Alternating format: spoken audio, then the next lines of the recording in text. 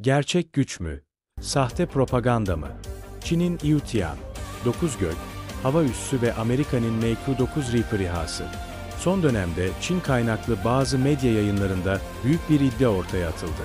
Çin'in Yiutian adlı hava üssü konsepti, yüzlerce insansız hava aracını taşıyarak Amerika Birleşik Devletleri'nin efsanevi MQ-9 Reaper'ını tahtından indirebilir mi? Bu video, gerçekle propagandayı birbirinden ayırıyor. Çin'in geliştirdiği bu sistem gerçekten bir devrim mi? Yoksa sadece dijital bir kurgu mu? Birinci Yiutian nedir? Yiutian, Türkçe'de 9 gök anlamına geliyor. Çin'in savunma alanında ortaya attığı, gökyüzünde süzülen bir hava gemisi konsepti. Peki bu uçağın platform ne yapıyor? Yüzlerce küçük, yapay zeka kontrollü mikro İHA taşıdığı iddia ediliyor. Bu İHA'lar sürü taktikleriyle bir hedefe yönelerek hava savunmalarını boğabiliyor. Sistem, görsel olarak bir bilim kurgu filminden fırlamış gibi. Ama durun bir dakika. Bu görüntüler gerçek değil.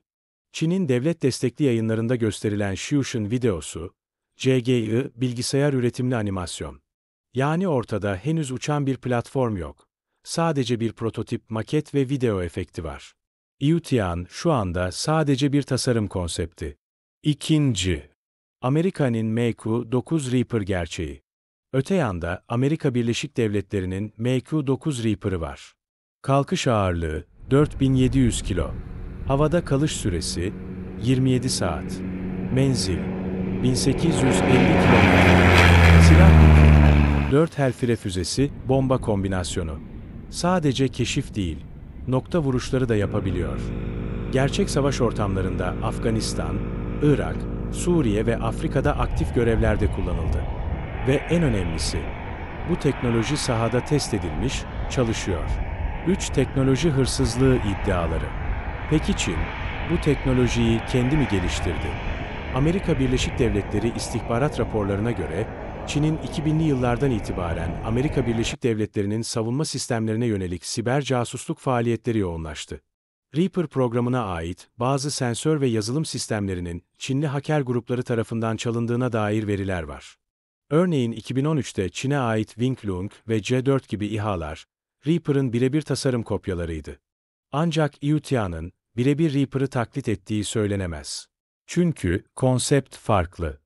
Yiutian, doğrudan bir saldırı platformu değil, sürü taktikleri ve psikolojik baskı oluşturmayı hedefliyor. Ama bu teknolojinin temel yapay zeka algoritmalarının, Batı kaynaklı yazılımlara benzediği yönünde teknik analizler de mevcut. Dördüncü, Türkiye'deki tartışmalar. Bazı sosyal medya gruplarında, Çin'in bu yeni sistemini adeta kutsayan ve Amerika Birleşik Devletleri'nin çöktüğünü ilan eden içerikler yaygınlaşıyor.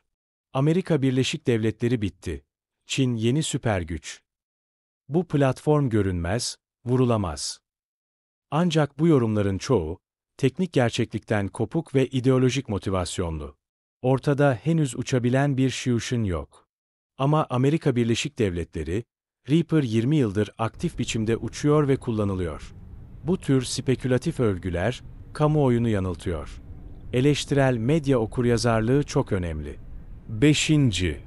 Gelecek ne getirir? Yine de Xiushen gibi konseptlerin önemi küçümsenmemeli.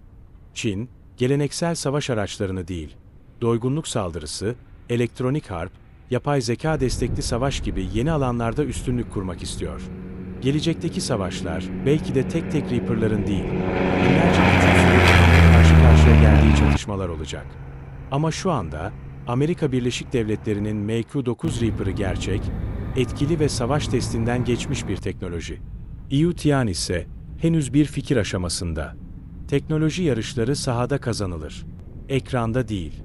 Geleceği şekillendirecek olanlar, savaş alanında çalışan sistemler olacak. Gerçeği sahte kurgudan ayırmak, bilgi güvenliği ve sağlıklı tartışma için hayati önemdedir. Beğendiyseniz abone olmayı, paylaşmayı unutmayın. Gerçeğin peşindeyiz. Spekülasyonların değil.